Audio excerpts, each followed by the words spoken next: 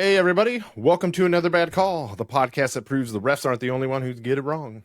I'm your host, JD, and with me, as always, is Nat. What's going on, buddy? I missed you guys, all four of you. Holy shit. Somebody reach over and slap Nat in the face so he wakes up a little bit. And also with me, as always, is Big Bro Justin. What's going on, man? I'm good, buddy. It's been a long time no see, right? Yeah, we had the pleasure of tearing up a nice golf course together yesterday. Huh? Well, I mean, yeah, 2 days in a row. I think we saw each other. No, not the weekend before, but a couple more often than usual in the last few weeks. So Yeah, we've had some birthday parties and feel sorry for me. Yeah. Hey, wait a second. You son of a arm. Oh no, that's not good. It was good to get out on the golf course, and that's about the best that we can say of it. It was what do we get out? Maybe once, maybe twice in a year. It seems like, and at least the two of us together, and it wasn't pretty, especially for me. I started off with a quintuple bogey, and it got better from there sometimes. I don't know, but all I know is at the end of the day, Josh still owes me $1. I do. The whole I dollar? do. This guy bet me a closest to the pin because the one thing he was doing better than me all day was hitting the par 3 greens. Yeah, that was about the only time I wasn't hitting my irons well, was teeing off for the par 3s. Other than that, man, them new irons I'm loving them. I'm loving them new irons. You look like you know what you're doing when you swing those irons, which is accidental. A little bit more than I can say for me. My chipping was a little suspect, more than suspect yesterday. Guilty. It was flat out guilty. for sure. But in the end, I hit on the last 3 holes, I hit 2 really nice drives, and I parred 2 out of the last 3 holes, just enough to make me think that I should go back out there again. So probably will. Actually, I know I will this week. But that's the story of golf, though, man. You can play 17 shitty holes, and then you'll have one amazing shot on 18. You're like, okay, I got it. Next time I'm out. It happens every time. Happens every single time. 3 bad shots, 1 good shot still makes par. Still equals par. But, that's right. Thanks, Legend of Bagger Vance. That was nice. I was like, I'm going to go watch that now. As anyway, much golf as I do. Speaking I got to give Nat credit really quick because I just watched him do this. And after all of our testing, you muted yourself, then coughed, and then remembered to unmute yourself. So, double credit there because you remembered to mute and unmute. So, good job. Poor audience gets to hear me still. Don't you want to? Fanta. All right. Don't you want that? Not sponsored, but we take it. Shit. We take the generic. How you doing, Nate? I know you're going through some fun trials and tribulations of fatherhood. The boy is wonderfully stubborn and change averse, and he will not get off the baby nipple. And we're on day 3 of this. His milk consumption's gone from 24 ounces to 2.4 because he will fight. And then I have to bring in the closer at 4 a.m. He was up for another hour. 4 a.m. I have to go get Katie, who didn't hear me say, I just need you to threaten to be the one that puts him to bed, because that's usually all it takes. And I'd stay up for another 15 minutes on the couch. And after about a half hour of going, what the hell? She goes, oh, yeah, he passed out 10 minutes ago. I'm like, oh. How old is the boy? The boy and the girl are 2 months and a little over 2 years, okay, 9 months and a little over a week. I was very concerned. I was like, when did you have another baby and not tell anybody? I'm as tired as they were when they were 2 months old. I was just you wake up and it's just this weight on your chest when you wake up and you're like, oh. Justin, I know you don't have this problem because your son drinks milk like a farm child. Couple gallons a week. Yep.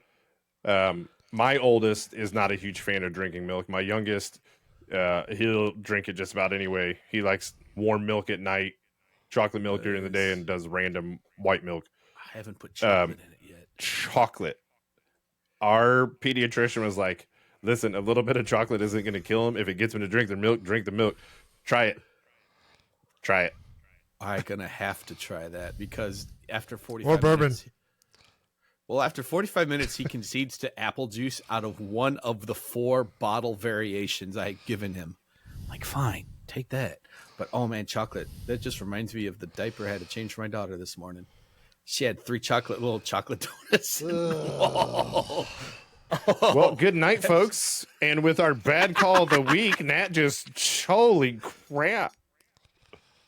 I said that, I guess pun unintended, but. So on that note, before we move on to our bad calls of the week, I'd like to take a minute to say thanks everybody for tuning in. Please don't forget to hit that like, follow, subscribe, share, anything you can do to help us out. We really appreciate it. Make sure to stop by at Another Bad Call across all socials and anotherbadcall.com, where Justin and I actually put out blogs for the first time in years. Couple of years for me. Years. So Nat, obviously the right of the group, he's got stuff out there already. Go check it out. Old draft should be more stuff coming, but anotherbadcall.com. Yep. Hit that like, hit that follow. Much appreciated. And with that, what do you say we move into bad call of the week, boys? Let's do it.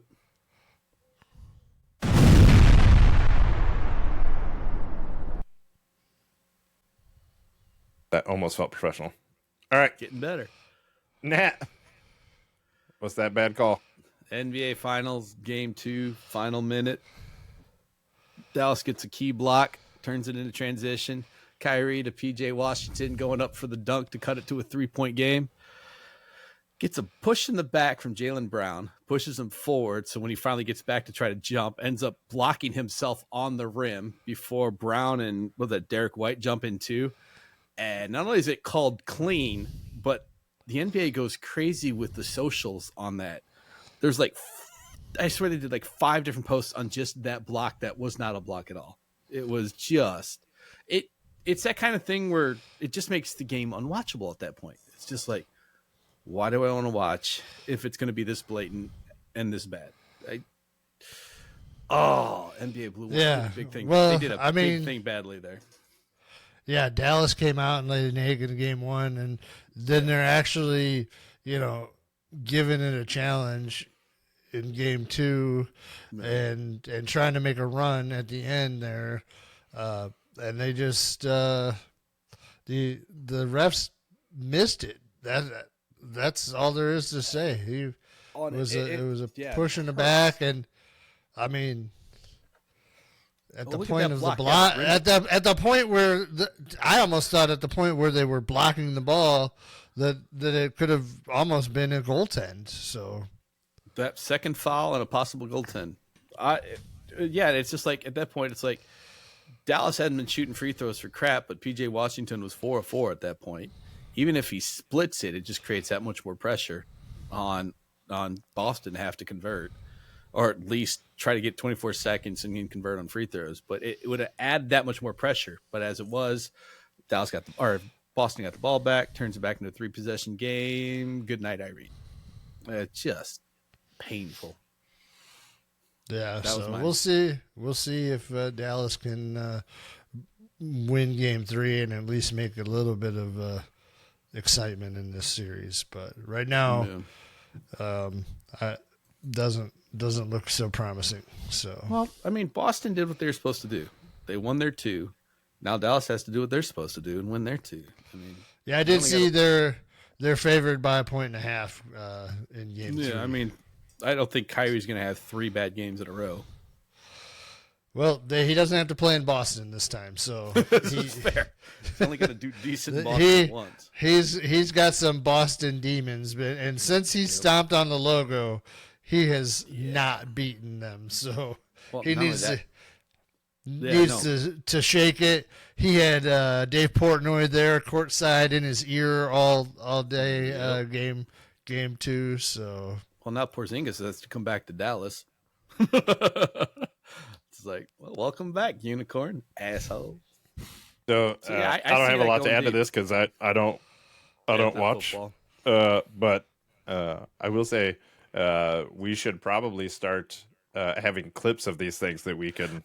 I was going to ask share to. I was going to talk about that pre-made. I actually had have a YouTube clip. I've got the YouTube clip, but if you want me to render it up and screen share it. At this point in time, no, we're kind of it's past that point of relevance. Yeah, I even clipped it right. And we need almost to through our total bad call time on your first bad call, so we're gonna go ahead and move along. Justin, what you got here? All right. Well, the USA basketball named their women's Olympic team this week, and despite breaking records with numbers everywhere, the Indiana Fever played the Washington Mystics the other day, and they outdrew the Celtics Dallas game in attendance. And that's all due to one Miss Caitlin Clark. Yes. And they chose not to put her on the team. I mean, I've seen the arguments, so she's not at this point one of the top 12, but you can't tell me that a 40-year-old Diana Taurasi in her 6th Olympics is one of the top 12 either. So, or however old I don't know how old she is, but she's pretty damn old if she's been in 6 Olympics. So, she may be 42. I forget. I mean, and no, I'm not trying to take anything away from those other ladies, but Caitlin Clark is bringing all the shine to the rest of these players, and they're, she's a rocket that's going up, and they just decide to jump off because I'm going to tell you what, Caitlin Clark's rocket is going to keep going. Fans are coming out to see her play. She's you know what? To her credit, she's saying the right things. Everybody is giving her the best shot, testing her. They're being physical with her in the WNBA, and she's just, as much as she's one to whine about a call or, she gets emotional in the game. She has been riding that straight and narrow line in the WNBA since she's been drafted and being the better person. And so I just think if you want to grow the game and keep bringing bodies and eyes and viewership, and that's what drives money and more dollars for everybody, it's just asinine to not include her on that squad. And you know what? Even if she only played a handful of minutes of the game, she's going to give you her all. She's going to, it's not like they're in danger of losing. They haven't lost in forever. So, I don't know. I'll rant over. Yeah. Now, I'm going to go ahead and run real quick, and then I'll let you have the floor before I get into my bad call. There's two sides of this for me. The one side where I completely agree with you, like bringing eyeballs to your sport is always good, and especially when it's done in a clean way. Like, you never want that bad publicity, and like this exact opposite of what you're getting from her. So you want to bring as many eyes as possible as you can. I get that it's great for the sport. On the other side of that, if she truly is not one of the top 12, then in my opinion, she shouldn't be. If the other members of the team are truly in that top 12, right? Like, to your point, maybe that's not the case right now, but like, that's really how it should be. If you're going to put your best people on that team, then put your best people on the team. If you're not, then you need to put somebody like Caitlin Clark to bring more eyeballs to it. And let me just clarify real quick. I'm not an expert on women's basketball by any means, but the reason that any of us are talking about this at all is because of Caitlin Clark and what she's done over the last couple of seasons to carry the sport into the spotlight. So, right. All right, Dan, sorry. Go ahead.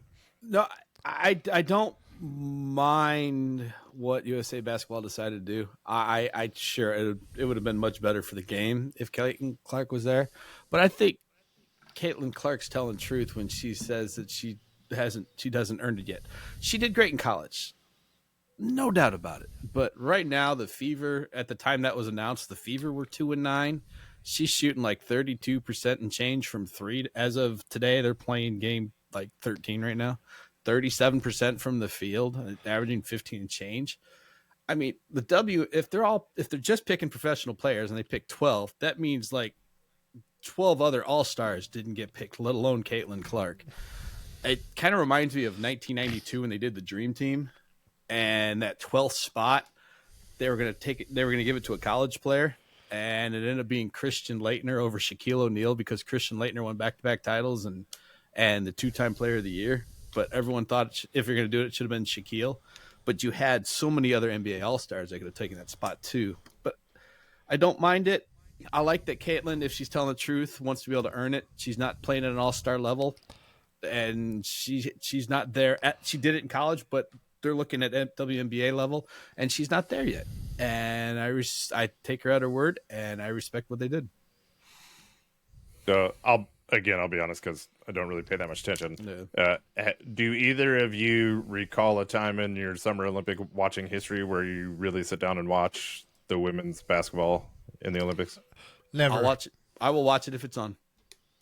Like I'll even watch clips of it. To be honest, the reason I'm saying is like you have to go to the third channel to find it. You've got track and field, you've got swimming. You know, it's not something that they put. I don't need a TV guide. So what I was gonna say is the only other reason I can think of than to put her on at that point in time is if the competition level and the experience is going to make her a better player, then it is more beneficial for your league, correct? But if she's not going to gain any experience or become a better player as a result of it, then keep her off the team. Like I'm cool with it at that point. Like I said, there's 12, 13 other all-stars who also deserve the right to have that spot as well. I mean, it's not USA Basketball's mission to make one player from the Indiana Fever better over the rest of the league. So I mean, but they can draw so much attention to the game because of her, which draws eyes, which draws viewership, which draws more dollars, which is better for all of the players in the league. Then and to that point, 32% from three. It will. Who gives a shit? Will make. She's averaging 17, 5, and 6. She's already surpassing numbers for rookie numbers for points and assists. So are 13 other all-stars. And the more eyes that you can bring to it, the better your future is going to be. Revenue, but you're going to have more kids that are getting eyeballs on it and going, that's what I want to do. Yeah, right? But if she's not producing at an all-star level now, you throw her out there and she's not producing like she did at Iowa, it just backfires. And I'll tell you to remember that when we start having rookie quarterback conversations later on. That's fine. I will ask you to remember that. Didn't I'll tell you what, my son started his first day of another basketball camp today, and my wife mentioned from drop off that there were way more girls at camp this year than there have been in the last 2 years, and it has nothing to do with anything other than Caitlin Clark. No, good for the sport. It's good for the sport. I love when pioneers help any sport. I appreciate the hell out of it, but she's not there at the WNBA. This is going to feel super anticlimactic here now because y'all got all super hot and bothered on that one. So my bad call of the week is just based off of like a potential and based off of a comment that Adam Schefter had made in one of his tweets or stories or whatever about the potential for the NFL looking at having every team play one international game per year. I am not a fan of it. I understand the international series. Again, it's a business move. I mean, kind of call back to what we were just talking about. Like it's a business move. It's revenue driven. However, I think the season is hard enough on these players. It's physically demanding, mentally demanding, emotionally demanding, and you add in that level of travel that you have to do. I think it just makes it worse. I'm not a huge fan of it. I'm not a huge fan of the international games to begin with for that reason. And I think having every single team do it every year, as opposed to, because right now I think they have to play at least one every 8 years, but to say now you'd have to do it every single year, not a huge fan of that. Again, I get the business side. I was going to say, I don't think it's a great idea. Here's a league that understands the value of putting more eyes on their product. The only way I see this as viable is if they move to the 18-game regular season and standardize 2 bye weeks. That's what I was waiting on. And standardize a bye week after any international game.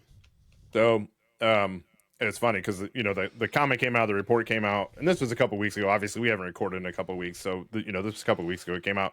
Yeah. I went and looked to see if there was any other support for this. This was talked about last year, leading up to the 17 game. Was they could very much see this a possibility. So it used to be 16 games, then it moves to 17. Now we're talking maybe 18, and throwing this in there. So this has been a conversation at least for 2 years about putting this in there. I would bet that within the next 5 years we see this happen. We will see the 18 game and we see this happen, if not sooner. Right. And the other thing they're going to do with it is with the 18 game, they are going to add the second bye weekend, and which is going to push the Super Bowl back into President's Day weekend, meaning it'll be a 3-day weekend, and the Super Bowl will be you got a natural holiday built in after the Super Bowl, which is glorious. Yeah. I mean, that I am okay with. Like that part I'll support, right? But yes.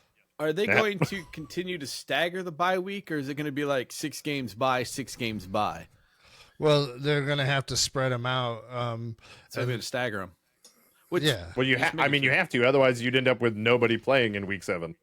Well, sure, but I mean, I'm not saying that's a good idea. But they're not going to. What kind of, because of the length of the season and the length of the wear and tear and how hard it is to stagger those things, I didn't know. That's just why I was asking.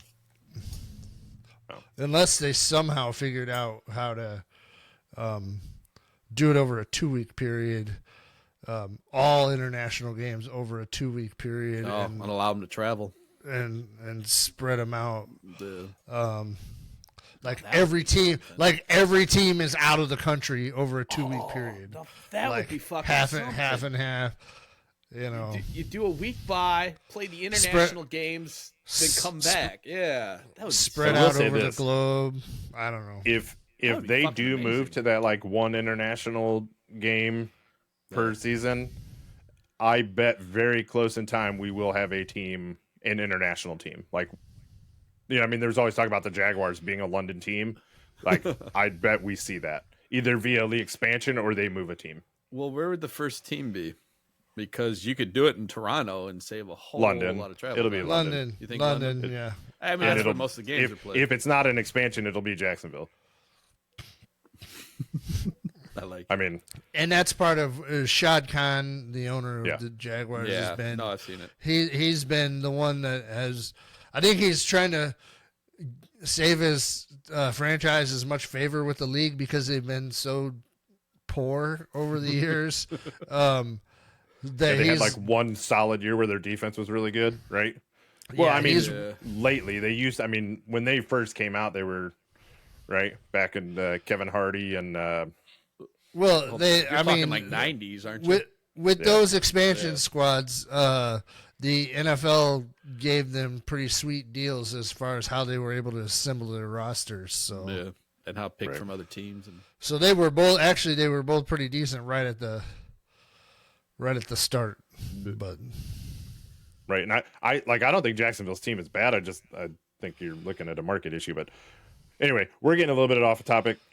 So anything else to add into the international games conversation before we move on to degeneracy? Nah, not quite. Nah. And with that, we'll go ahead and move on to our Tales of a Degenerate.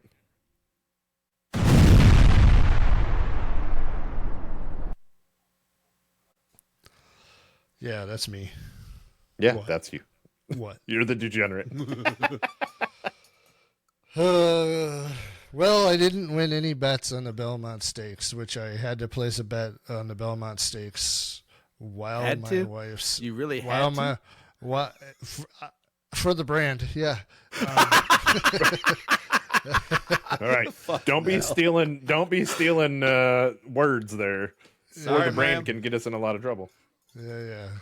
Anyway, but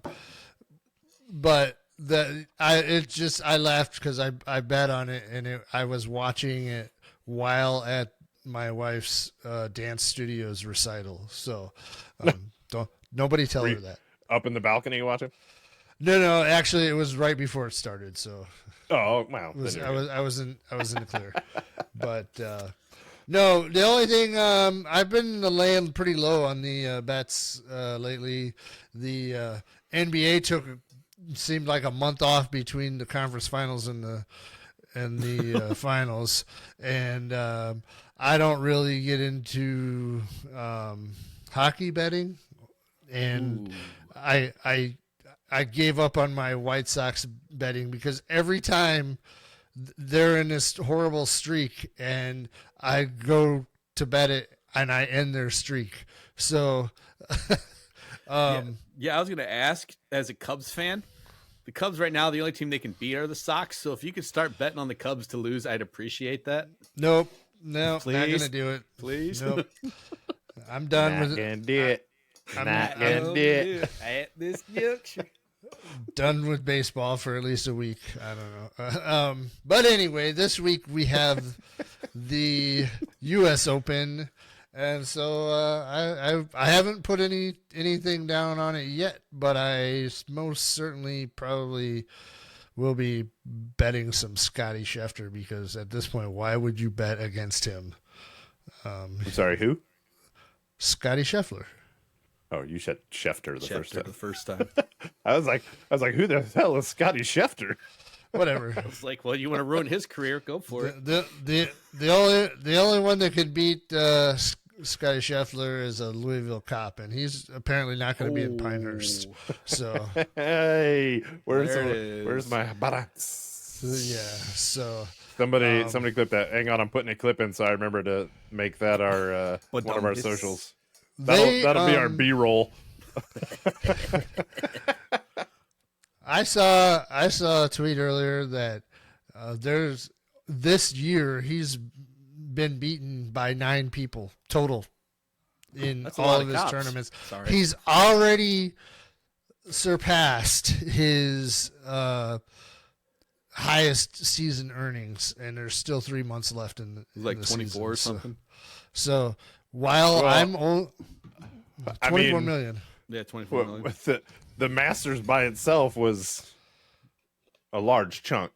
I mean, well, sure. I mean, he won that last year too, though. So I mean, he was number 1 in golf all last year. Yeah. Too. Yeah. So he is just so hot right now. He's in Tiger mode, and the guy at 3-1, I feel like I'm getting good odds. So right.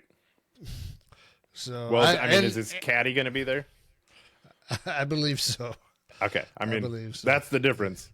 Right. His bad round at the PGA wasn't because of his arrest. He actually went and like put 6 up under or something, right? Put up quite the number that day. Yeah. But the day after, his caddy was off the course to go watch his son's graduation, and that was the day that Scotty didn't have such a good round. But other than that, we talked about that a little bit yesterday. Like, that's one of those things that I just love about Scotty is he's like, golf is golf. Like, he says, that's just what I do. Like, there's so much other important stuff. Like, I know he probably told his caddy, hey man, you're not working today. I don't like, you're gonna get paid, but you're not working today. Sorry. And what happened? They finally wised up. Louisville did and dropped the charges against him, and that's all in the clear. But no, what happened to his caddy? His caddy, his son graduated. Were you not listening to what I was saying? Apparently, yeah. It was golf. Sorry. That's par.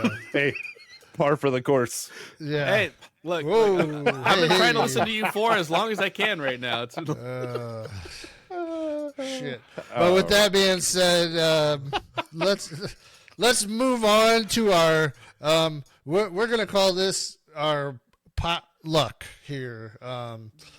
Just out of the blue. We don't have a real main event, so we're gonna mash up several stories here, bleeding hearts, all of it together, and just kind of spitball and bore you to tears for 20 minutes. And just to be clear, for the best way possible. Everybody involved, those listening and those on this call and recording, like, we should be quick hitter points here while we do this. Doesn't need to be a 10-minute conversation for each of these because there are a number of them. So I'm going to go ahead and start off with this because we were already talking about this a little bit. The 18 game, or the potential for an 18 game season. Yeah. And one of the things I wanted to bring up was it was in a conversation with Goodell, and he mentioned it because somebody asked him about the potential for playing on Saturday nights. Yeah. And so that was kind of his response to it. I posed this question to you quickly because I do have a stance on it. I don't like it. The idea of the NFL playing on a Saturday night. I don't like it. I hate it. I no. Leave that college football game of the week alone. Don't do that. Don't pilfer your feeding grounds. You know, how far back do you take that? Because I'm of the opinion they shouldn't play on Fridays either. Yeah, no, I mean, I agree. If that's high school football night. I mean, you're messing with the players' weekly schedules and everything. I get you're gonna have Thursday. That's entrenched. It's usually a bad game anyway. Right. If not because of the matchup, because there's not the preparation time and the recovery time between the week before. But I like having Thursday night football, you know, just to get me through that Monday to Sunday time frame. When he starts getting so football 96 hours. But listen, no, Tuesday, Wednesday gives you enough time to set your lineups and all that stuff. That's what that is. I don't want to see college football taken over, right? Because they're completely different games in a lot of regards. And same thing with the high school level. Like, I would like to see it be Fridays are high school, Saturday is college, Sunday, Monday, Thursday, whatever holiday, fine. Give me NFL. Like, I'm cool with it. But especially I don't want to see them feed into the other days. Especially in December when the college season's done. They're getting ready for bowl season. Saturday night's empty. Bring it on in December. Absolutely. But otherwise, quit shitting where you eat. That's just don't shit where you eat. Yep. Yeah. Just I agree. Poop with you today. Like, what the... That I'm gonna have like a poop reference counter for you. That's actually like one of Katie and I's business mottos. And called the shit poo. Like when she has a boss or client that wants me to work on it. I'm like, man, we don't. Charmin, are you listening, Charmin? Huggies. All right. Nat, I know it's got you next on this bleeding heart schedule we have. I'm gonna jump over to Justin though before we let's do this because the rest of it's gonna be NFL talk. So. Justin, go ahead and talk us. And I put Illini recruiting down here not because I was wanting to talk to Nat about Coleman Hawkins because we're just not going to agree on that. But 2.5 minutes each. Let's go. I'll give you the time. The Illini recruiting they've brought in a couple of international players that are on draft boards, which is exciting. And now they've got a Canadian kid who's a 5-star wing who's in 2025 who's looking like he might reclass here. And if they can land him, I'll be pretty excited about the upside for for this 2024-25 season. Is that the one that came out today for the guy who dropped? Will Riley. Will Riley is his name. He visited Illinois on Monday. He visited Kentucky this week. But insider, back talk is looking like the Illini are feeling. You can never feel comfortable or confident, but they're feeling pretty positive vibes about the way this one's going for them. So probably going to be another week or two before he decides. But such as recruiting, I've learned not to get too excited about recruiting because I've been kicked in the nuts too many times over it. So you guys had one today that a 5-star in 25 that had dropped one school and put Illinois into their 2 finalists, and I thought I sent it to y'all. I might not have. It's Will Riley. I know who it is. I couldn't remember his name. It's the same guy. He's from Canada. Okay. So, yeah, I think. Yeah. But yes, we'll Nat and I do just real quick. We do have a little wager going on how much Coleman Hawkins will get in the NIL universe. I asked to finalize terms. You never got back to me. What do you mean we finalized terms? We did find is it straight NIL or is it NIL and branding? Because if it's NIL and branding, I'm not betting. What do you mean NIL is one other off endorsement deals. Name, image, and likeness is about making money off of your name, image, which means your socials and all that other. Yeah, I get that. Stuff. You go to school. They're willing to help. They got their pack that helps pay for the money. I'm talking that deal. I'm not talking about any other side deals he gets. Not that we can track the shit anyways. I was gonna say it's gonna be hard for us to. There is a website that tracks it, but it's not very good from what I've seen. And it's nothing honest. Okay, so someone who's an IU fan, who's Illinois' rival, sure, but it's more of a case study of Coleman Hawkins because it's June, he hasn't picked a team. A whole lot of NIL money's already going out the door. So Justin and I have this threshold where he thinks Coleman Hawkins will still make $1 million this next year, despite it being June, and I don't think so. And so that's what we're trying to track, just because it's so late in the year. Well, do you think that the money just all dried up? Because I was going to say there's no cap. There is no cap, but there's also so much they're willing to pay. I think that there's donors that are trying to see what happened, and there's a whole group of guys who had been in the NBA process. Yeah, and so it's so late. It's late because he went all the way up to the deadline, which so did a lot of other players, and he's widely thought of as the best prospect left on the board. Yeah, best prospect left. Like I said, I don't actually have anything against him. I honestly wish he'd go back to Illinois. It'd make it harder. They'd make him more competitive, but it'd be nuts. They're not. It's he and the coaching staff already made the agreement that they were not going to do that because he didn't want to hold Illinois up from moving forward. I understand why they did it, but it's June. You still have and so while there's not infinite amount of money, Illinois probably has committed a lot of resources to the guys that they've already brought. Every other team has done similar. There's no cap, but there's still a whole lot going out there.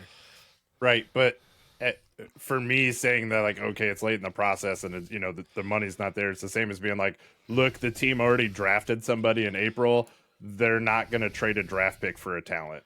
Like, it's just not going to happen, right? I mean, there's going to be teams that will trade those draft picks. Look at the Rams. Like, so saying it's late in the process doesn't work for me.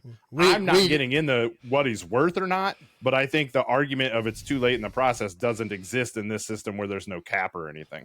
We nearly had the best coach in college basketball leave his school, which would have caused mass chaos in all of the. Man, that would have reset some shit. Process. I'm kind of surprised neither one of you put that in here. Honestly, because I thought it was a good call on his part not to go. Right? yeah. No. Talk about it. I mean, for sure. Do you know what his deal is with UConn? It's about to get reset. It's about to get reset. I mean, and it's So real quick, I mean, we're talking. Obviously, Dan Hurley was offered the job for the Lakers, and what was it, 6 years, $70 million, right? That was the last reported offer. Yep. Yeah.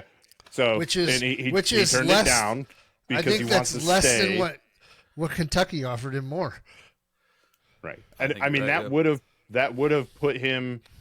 And I understand not jumping to Kentucky at that point. Like, I understand that because you're same pond, right? But going to a pro level, it's a completely different world. That would have made him, I think I saw, would have been a top 6 as far as money potential or whatever, as far as coaches go in the NBA. But there was a chasm between them. Yeah, I'm going to bet that he, I don't know what his deal is with UConn right now, but you've won back-to-back titles.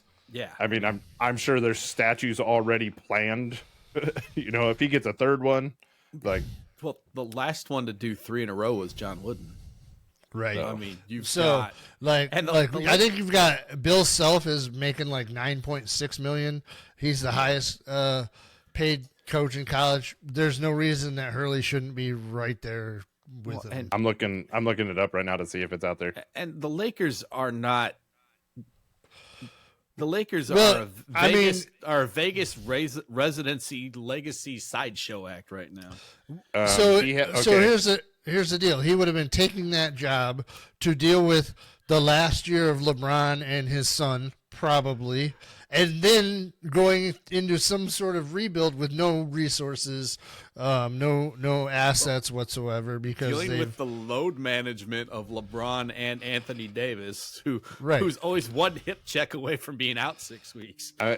Listen, so his contract with UConn right now, the 6 year, $32.1 million, and he signed it last year. Yeah, so after his national championship. He turned down a doubling his salary to stick with something that he has built, and likely, like you said, to chase that Wooden, right, of give me 3. Oh, well, I mean, honestly, I think he's going to get another bump in pay now. He probably got it secured before he announced today that he was coming back. Right. I mean, and he's an East Coast guy. I wouldn't be surprised maybe if he's waiting for the Knicks job or something like that. He's also going after immortality right now. I mean, it looked like that. Well, and that was my point. Yeah, if he gets 3 in a row, doors remain open forever. There's a chance with the floodgates. Floodgates.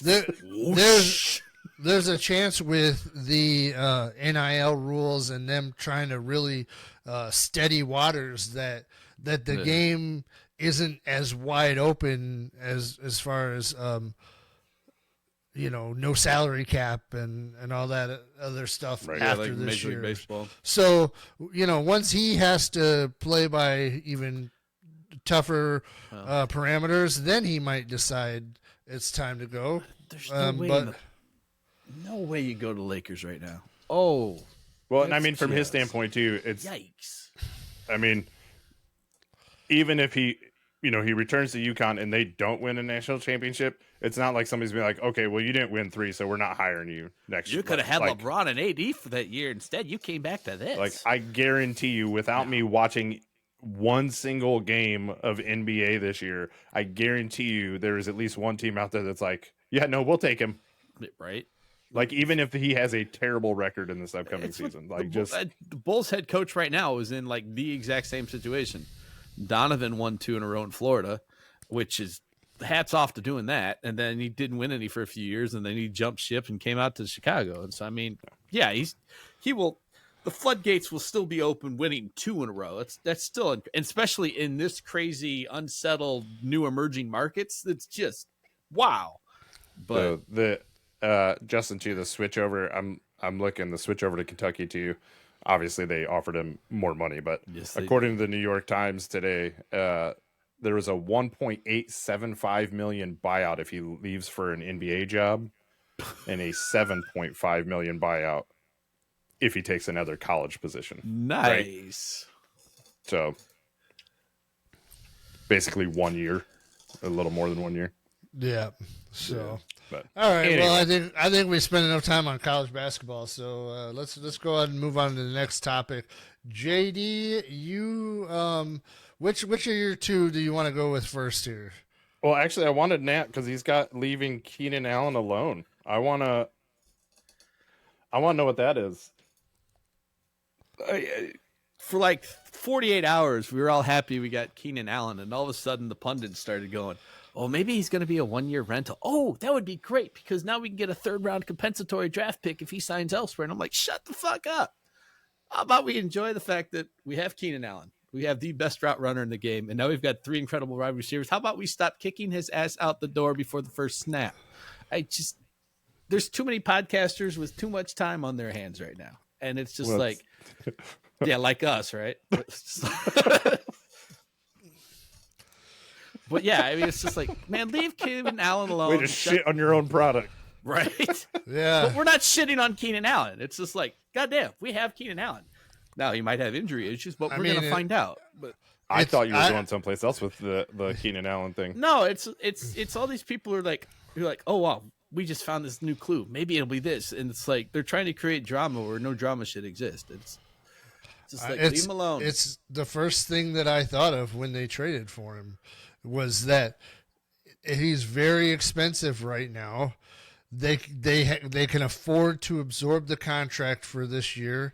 They come in to give Caleb a second really steady veteran for a year to make his landing as soft as possible. And then they draft another top 10 wide receiver for a year of mentorship, what have you. But can they afford to give Keenan Allen another contract?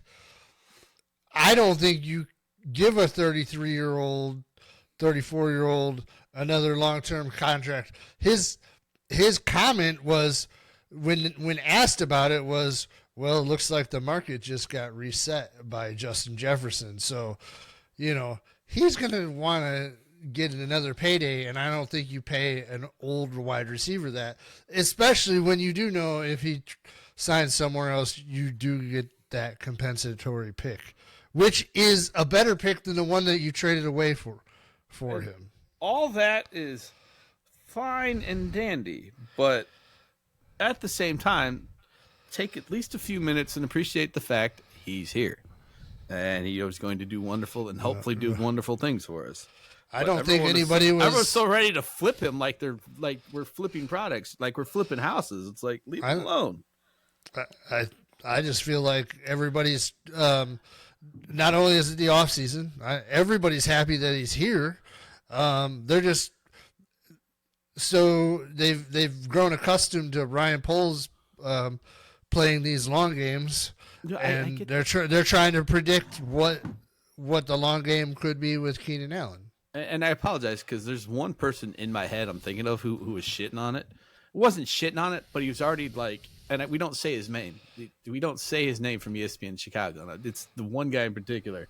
And I'm just like, shut up. Good. You figured out how analytics and contract math works. No, shut up.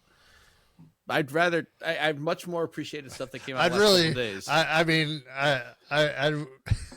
I'm a little curious as to who it is that you heard it from. He has your hairstyle. That doesn't. So do a lot of middle-aged white men. Like not what? ESPN Chicago. Just because you still have hair. No, at ESPN Chicago, there's one guy. I don't think we can call that hair, but hairless. Yeah. But no, it was that. It was just like, good job, y'all figured out how that works. Now, how about we get back to the point where let's enjoy the game. Let's enjoy that he's here. I think of all the things that you should let ruffle your feathers, that is not one of them. But it also, particularly, it was that one, and I didn't even want to listen. It just flipped on accidentally, and I'm like, they have an off button for that. Yeah, the kid had the remote. That sounds like a you problem. Your kid is listening to ESPN 1000. That's better than listening to the Wiggles for the seventh. I don't know about that. I thought you were going to comment on that video the other day of fruit salad, Allen running his route. I thought you were going to comment on the video of Allen running his route and then stopping and having to wait 3 seconds for the ball to get there, and him being like, "Oh, you've got to be kidding me!" I thought that's where you were going with the leave Keenan Allen alone thing. No, it was more because he did. He got entirely left alone, including by the ball for about 3 seconds. So I really thought that's what was happening. Was that day one? I don't know. It didn't. Again, it's off season. Yeah. It's not something I. Exactly. Obviously, I didn't have it on my list at all because it wasn't. No, it wasn't. It wasn't. Other than I've seen the people saying, "Oh, he's already missing Justin Herbert." Well, okay, like yeah, it's just like let's calm down. Yeah. All right. Anyway, moving on. Yeah. So, Justin, you were asking which one I was going to go with first. We'll stick it in the player territory. And yesterday, while we were out on the golf course, it was tweeted out that Darren Waller is officially now retiring. And it made me curious because, he was considered like, top 2 tight end, top 3 tight end for a while. And I was trying to remember how long ago that was at this point in time. And so I went and looked it up. In his 2 years ago, 2 years ago, maybe. In his career, he has 350 receptions for 4,000 yards and 20 touchdowns. Right? Not a bad career at all. 197 of those 350 catches and a little over 2,300 of those yards came in 2 years, back-to-back years. 2019 and 2020. So again, good career, but a good chunk of what everybody remembers, him being this great tight end was in 2 years of his career. But for me, I think his story is so much cooler and so much more than what his stats are. And it's really cool that he was able to turn his life around and use football to do so. Yep. So, hats off Darren Waller on a good career and turning things around, and wish him nothing but good things going forward. The prospects of playing with Daniel Jones for one more season was just too much to bear. So I was actually curious to see how his stats were last year compared to previous. And he had 52 catches for 552 yards. But he also only played Malik Neighbors. Malik Neighbors, good luck. Yeah.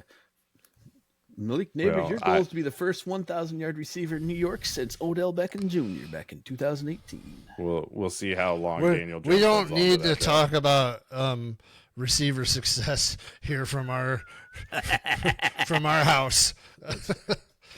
Yeah. I'm hoping for the 18-game season so we can actually finally get a 4,000-yard passer. That'd be nice. Man, listen to how quickly you gave up on your boy. I haven't given up. I'm just making jokes. Yeah. All right. I put nothing down because there was plenty to go with. So why don't we stick on the tight end game here? And Nat, you put down old tight ends. Yeah, very old tight ends. Making me feel young. Hey, Bears signed 40-year-old Mercedes Lewis today. It's like Mercedes Lewis. It's like, hey, 40-year-old tight ends can do it. Keenan Allen can do it for 5 years. Well, hey, you know what? He's the last couple of years. Well, I mean, a couple of years, probably the last 5 years or whatever. It's been he's a role player. He's dependable when called upon, but he's just not called upon that often. He's like a sixth offensive lineman when he's on the field at this point. Yeah, he's there for blocking. Yeah, he's a run blocker that can catch if you need him to. Yeah, and he's an old school tight end. We'll see. We'll see if he makes the team. I don't think it's a guarantee at this point. I mean, would you agree? It's an old school tight end. Yep. It's not the same as what these guys are asked to do anymore. Oh, for sure, for sure. And I'm just saying, but I'm not. He's been on the team, right? He's been with the team. He knows the guys. He knows the locker room. I mean, I'm all for it if it helps. Sure. So, all right, along the run blocking in extra linemen. Hey, Nat, you want to talk about Nate Davis? Here. All right, so there shouldn't be much drama. Almost like I knew what I was doing. Nice transition. So that deserves a drink of water. There wasn't much. There shouldn't be any drama right now, right? It's mandatory mini camps and OTAs, but there was one little bit that I wanted to dispel as not drama, and it was the lack of practice from right guard Nate Davis this week, and I wanted to dispel it. And the more I went down the rabbit hole, the more I went, all right, maybe there's some drama. It started when I was listening to the ESPN, the official Chicago Bears podcast with Pat the Designer, the redundant name, and Courtney Cronin. And Cronin had noted that he'd only been on the bike most 2 days and didn't even show up. It didn't do anything day 3. And that she had quoted that Tennessee coach Mike Vrabel said that when asked about Nate Davis being let go last year from Tennessee, that Vrabel said he likes players. He likes players who practice. I'm like, all right, then.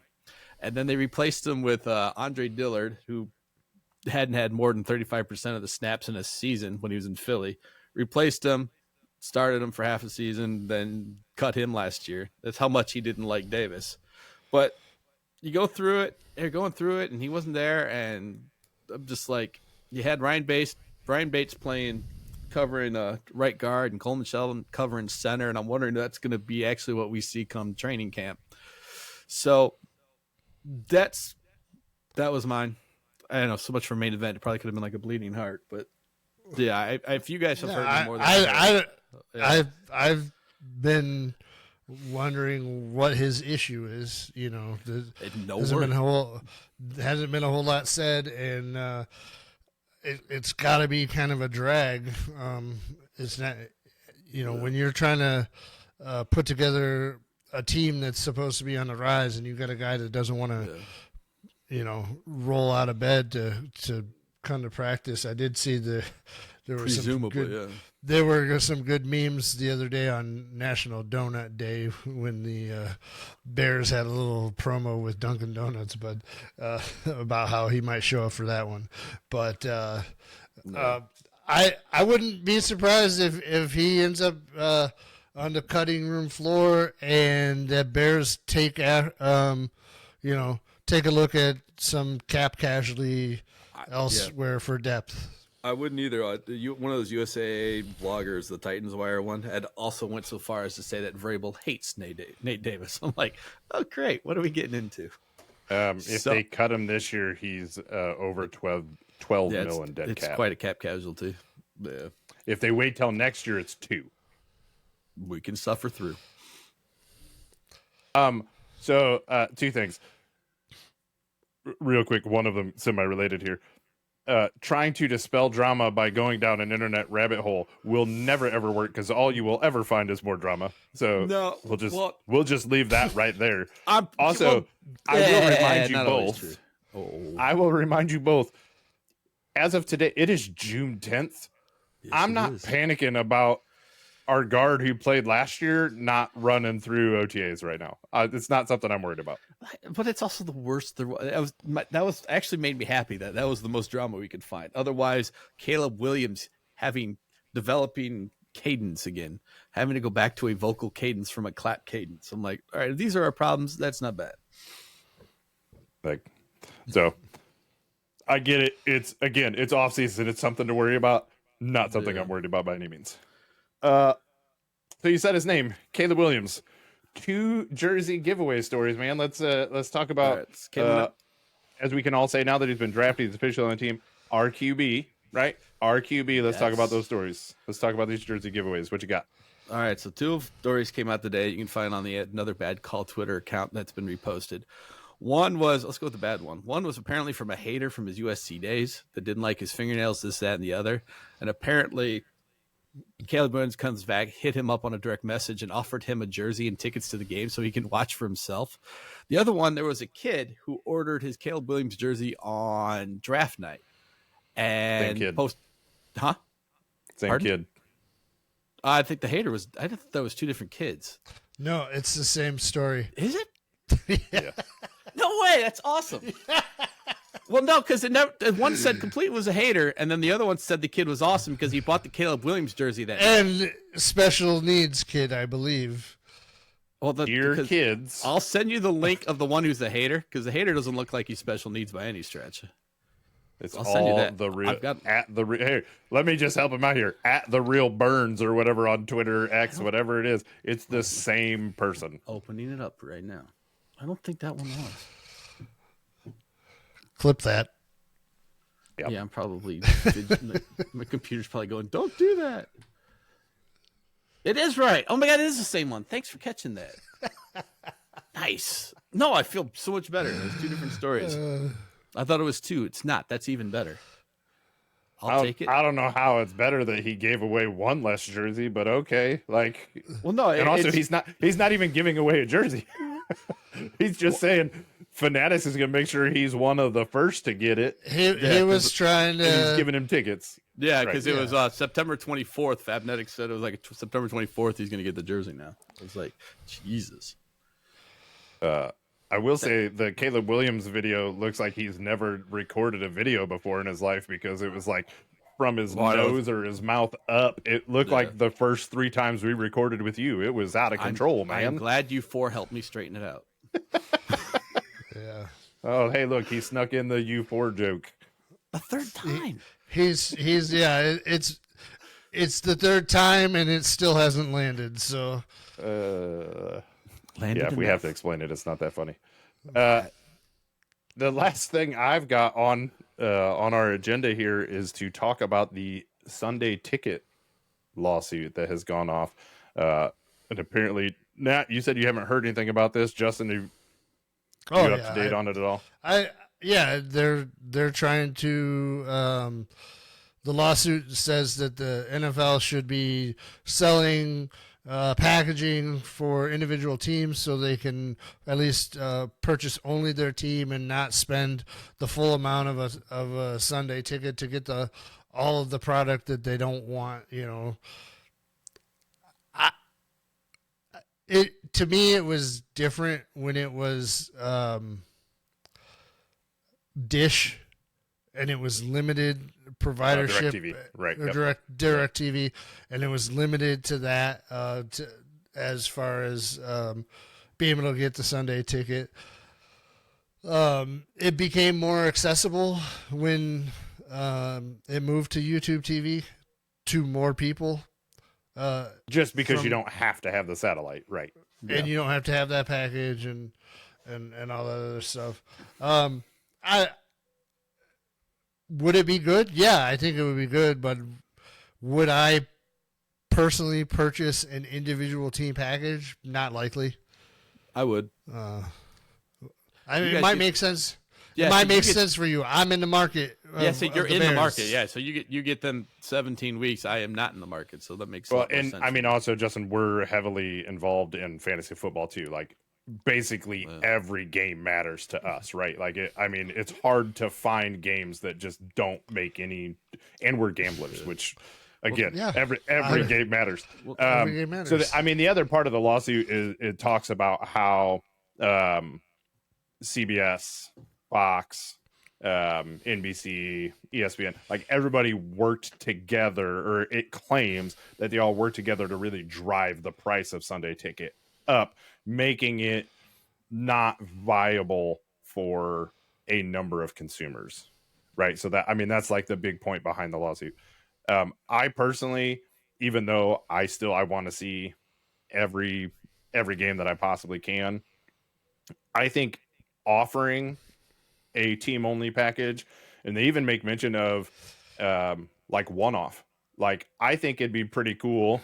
I don't know how viable again, but pretty cool if you could say, you know what, I don't really want all the Sunday ticket for the entire year, but there are like 3 or 4 games that I really want out of the year. I'm on a one-off pay for those games, and maybe I have to pay $10 for that one game, or whatever it is. I'm just throwing a number out, but that would be, give them options as opposed to just, because it's $350 on top of your YouTube TV subscription. My contrary to that would be is if they are forced to offer it as a la carte as that, does that drive up the price for the overall package even more? Well, they're going to drive it up anyways. But it's been pretty steady at the price point that it's been for the Major League Baseball. Well, I mean, we're only in their second year. Major League Baseball. It's pretty much the price it was with DirecTV as well, though. Oh, okay. Well, I didn't know. Yeah. Okay. I was going to say other comparable packages, the NBA and Major League Baseball, they do offer a one-team only option. It's usually like 20 to 25% less just to get the one team. And I've used that. I've actually the baseball one was like $110 for like 162 games, so I'd get the whole thing. But the NBA will offer that as well. That right there, the games. That's why I have a hard time even saying they're comparable, because you're talking about you can do one team because you're paying for 162 games at that point. Yeah, right. I mean, and then you also get like the condensed games, the archive of the past years, this, that, and the other, and also the audio. Well, I mean, the NFL has their own like NFL Plus thing where you can pay $100 for the year, I think it is, and you can go watch any game after the fact, right? And the condensed version, not the like 5-minute highlight and that you like to watch. No, they're like 10 to 12 minutes. They're not 5. Come on now. There's only 13 minutes of action in a football game. The 10 minutes catches quite a bit of it. Though I do miss. You miss a lot of extra stuff in that, but anyway, it's hard to watch like line action and this, that, and the other, the game within the game stuff sometimes. Right. So yeah, it was an interesting point, because should the NFL lose it, it stands to lose quite a bit of money. I mean, I think they're seeking $21.3 billion in damages. That's a hefty chunk of change. Wait, who's suing who now? It's a class action. It's a class action suit. All right. Against the NFL, and it'll cost them $21. It's probably is it just the NFL or the NFL and its partners? I think it's and its partners. Mostly DirecTV, I think, is the big named one. Why? Because this is, I mean, they started this a couple of years ago, so before it switched over to YouTube TV. Essentially, what they're claiming is that the people drew the price too high, so they couldn't sell as many shit, and then they lost it. Yeah, so essentially it has to do with like the whole blackout games and all that other stuff that like everything's all tied into one of making it so that the product is not accessible to the consumer, essentially. And here in NFL the Chicago market, the other.